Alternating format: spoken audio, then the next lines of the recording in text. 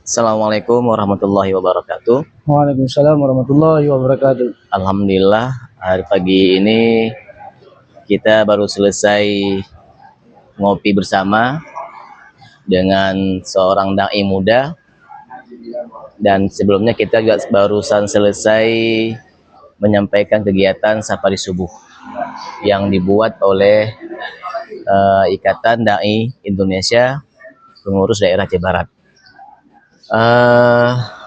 Assalamualaikum Ustaz Husin. Waalaikumsalam warahmatullahi wabarakatuh, Ustaz. Beliau ini salah satu dai muda dan juga seorang guru di MIN, Ustaz ya? Di MTS MSen Merubo. Jadi pagi ini kita undang beliau untuk mengisi kegiatan kita safari subuh. Dan ini merupakan kegiatan yang kedua. Yang kedua dalam agenda rutin kita, mudah-mudahan ke depan terus berlanjut. Dan kita mungkin mau sedikit mewawancarai beliau terkait dengan kondisi terkini kita di Aceh khususnya dan juga umumnya Sumatera pasca banjir longsor. Mungkin barangkali ada yang mau sampaikan oleh Ustaz Husin bagaimana kita menghadapi musibah yang Allah kasih di Aceh ini. Mungkin Ustaz silakan, mungkin barangkali sedikit nasihat ataupun pandangan Ustaz untuk kita semuanya, mungkin para penonton kita di IG kita bisa mengambil istifadahnya dari Ustaz Husin. Silakan Ustaz. Baik, terima kasih atas waktunya. Sedikit mungkin ini testimoni penjelasan menghadapi musibah.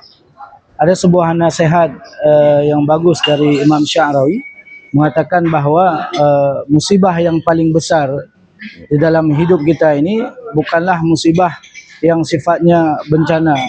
Bahkan musibah yang paling akbar itu adalah meninggal dunia. Maka itu bukan musibah sebenarnya. Itu adalah takdir Allah dalam kehidupan. Tapi musibah yang paling besar dalam hidup kita adalah ketika matinya rasa takut kita kepada Allah Subhanahu wa taala. Itu nasihat dari Imam Asy-Sya'rawi mengatakan bahwa sebenarnya musibah yang akbar, musibah yang paling besar dalam kehidupan kita adalah musibah ketika hati kita mati akan rasa takut kepada Allah Subhanahu wa taala. Itulah yang sebenarnya musibah dalam kehidupan kita. Dan musibah yang terjadi ini adalah silih berganti. Itu yang sifatnya memang qadar Allah, itu takdir Allah, tapi musibah itu juga pilihan yang kita buat karena kerusakan yang kita hadirkan oleh manusia tersebut.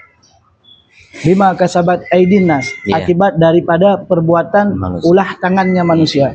Mungkin itu nasihatnya. Insyaallah ini kalau tadi saya mengutip dari Syekh Sya'rawi. Jadi ini perlu diketahui bahwa beliau ini ahli tafsir ya. Bahkan beliau itu hanya selesai S1 di Al-Azhar Kairo Mesir. Tapi keilmuan beliau ini melampaui profesor. Bahkan begitu banyak karya beliau tentang tafsir dan sebagainya. Jadi beliau langsung mengutip dari pakarnya tentang bagaimana memaknai tentang musibah ini. Tapi saat gini Ustaz, ada muncullah statement dari masyarakat bahwa musibah ini karena faktor air hujannya begitu deras sehingga membuat banjir sehingga hancurlah semua ini. Mungkin Ustaz ada sedikit pandangan untuk kita semua Ustaz. Baik, Allah Subhanahu wa taala mengatakan di dalam surah Az-Zukhruf ayat ke-11 itu yang artinya bahwa Allah Subhanahu wa taala menurunkan air hujan itu biqadar. Artinya air hujan yang Allah turunkan itu sudah presisi, tidak berlebihan dan tidak kurang. Jikapun di musim kemarau, air hujan itu ditampung di akar-akarnya. Ketika hujan berat, maka perpohonan, kayu-kayu dan lain sebagainya itu menampung air di akarnya. Nah, ketika musim kemarau datang, maka air yang ada di dalam akar itu menghidupkan tumbuh-tumbuhan. Nah, karena kerusakan alam ini diakibatkan oleh manusia, di babatnya pohon, hutan dirusakkan, maka tidak ada lagi yang penompang air tersebut. Maka ketika hujan itu, kayu-kayu bergelondongan itu turun ke desa-desa. Ini akibat ulah manusia. Sebagaimana Allah katakan di dalam Al-Quran bahwa perbuatan manusialah yang merusak lingkungan tersebut. Mungkin itu gambaran.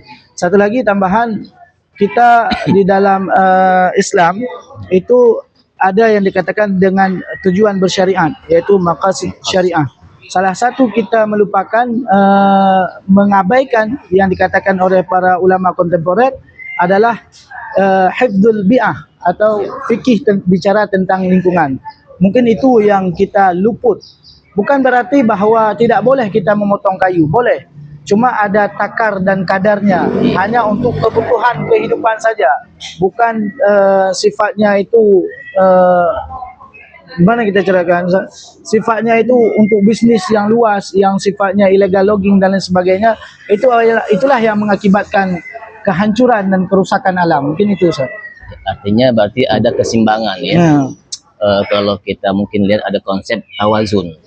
Jadi kalau kita mungkin selama ini berdoa Rabbana atina fid dunya hasanah, kita minta kebaikan di dunia tapi lupa dengan kebaikan akhirat. Mungkin inilah yang dikatakan tadi Sausin, boleh kita gunakan kayu di hutan tapi nggak secara masif, nggak langsung di semua dibabat habis, tapi ada keseimbangan saja. Baik, barangkali Masya Allah ini luar biasa nasihat beliau, singkat padat jelas, bagaimana bahwa kita itu punya maqsad syariah, tujuan syariah itu bagaimana menjaga lingkungan, kemudian juga tentang takdir, dan ini mudah-mudahan menjadi apa namanya muhasabah kita semuanya dalam memandang sebuah musibah saja. Mungkin itu hari pagi ini, pagi Ahad tanggal 11 2026. Mudah-mudahan ini ke depan kita terus bisa membuat kegiatan yang bisa bermanfaat untuk umat, insyaallah. Demikian, assalamualaikum warahmatullahi wabarakatuh. Waalaikumsalam warahmatullahi wabarakatuh.